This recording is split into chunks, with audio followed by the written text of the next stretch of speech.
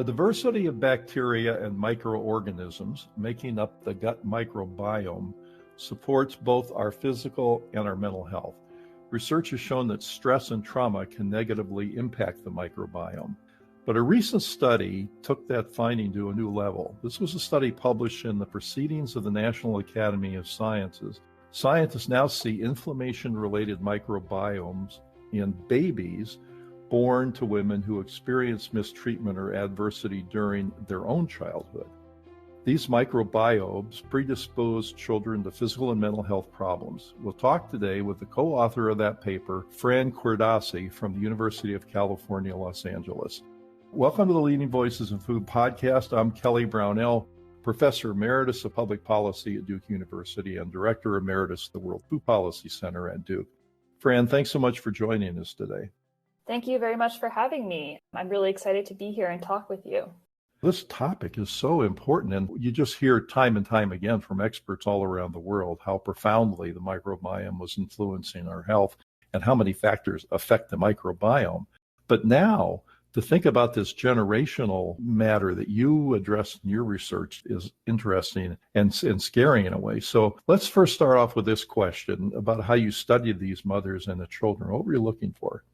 The goal of the study was to see how experiences of adversity or hardship across two generations might be related to composition of the children's gut microbiome, or in other words, which microbes were living in their guts. So for this paper, I worked with colleagues at the University of California, Los Angeles, as well as a team of scientists in Singapore who are currently conducting a big birth cohort study called Growing Up in Singapore Towards Healthy Outcomes, or GUSTO for short. That study has thousands of mothers and families enrolled, but in this paper, we focused on around 450 families who had data on what we were interested in. So the mother's generation as well as her child's, and we specifically wanted to study the children when they were around 2 years old because the gut microbiome develops really rapidly during that period from birth until around 2 years of age. In this study, we asked mothers to tell us about 3 different kinds of adversity.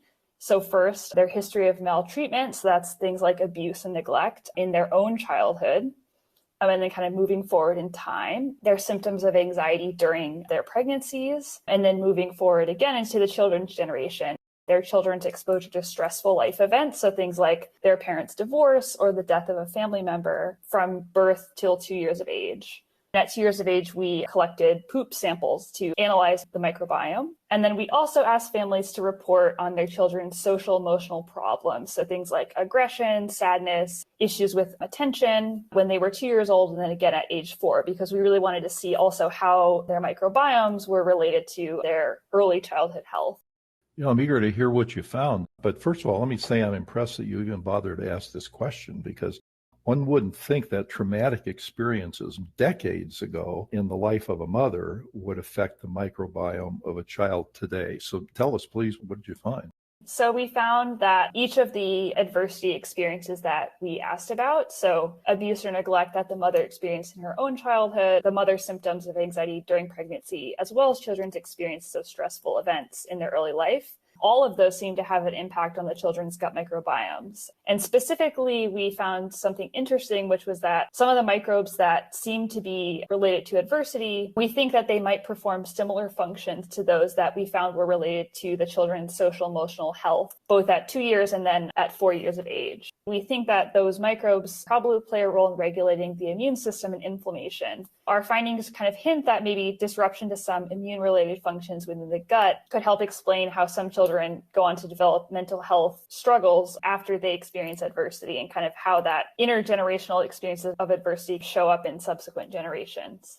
Well, like I said, it's hard to imagine that things so distinct in timing can have such a big impact. How is it possible that adversity experienced by a mom in her own childhood could affect her child now in terms of the microbiome?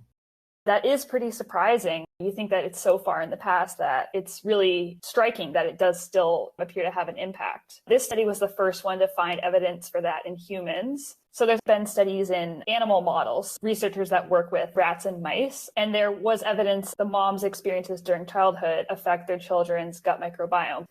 There is other research that studies this phenomenon called intergenerational transmission of adversity. And that's when trauma, chronic stress, adversity, those kinds of experiences experienced in one generation have impacts on the following generations, even in those who have never directly experienced the event. Research has brought up many possible explanations for why that might happen, from changes to gene expression after adversity to changes to the parent's health and behaviors. So in terms of the microbiome specifically, it's possible that the mother's health or underlying biology, physiological response to stress was affected by that adversity that she experienced in some way. And that shaped her child's development in terms of brain or stress response systems during her pregnancy. And then because the microbiome is really connected to other biological systems, that had an impact on the microbiome. The mother's microbiome plays a big role in shaping the child's initial microbiome during birth and then after birth in terms of contact with the child and breastfeeding, things like that. The bottom line is that the mother's microbiome was affected by her adversity, and then that directly shaped the child's microbiome.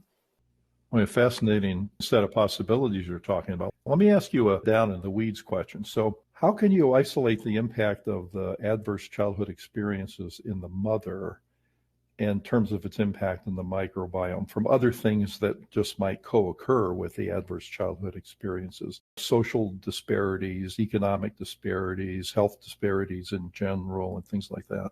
That is definitely really challenging to do. And we did that to some degree in our study. There's definitely a lot of future research that needs to be done to tease apart the different factors that might play into that relationship between the mother's adversity in childhood and her child's microbiome. But we did account for the mother's socioeconomic status in terms of the family's income. And we also accounted for the birth mode of the child, so whether the child was born by C-section or vaginal birth.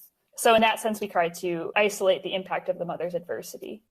Okay, makes sense. It sounds like you took care to address that issue. So let me ask a question about what can be done. Given this relationship you found, is there anything that can be done to disrupt this connection? One might think perhaps if the mother had eaten a diet that was specifically designed to optimize the microbiome, would that help, for example?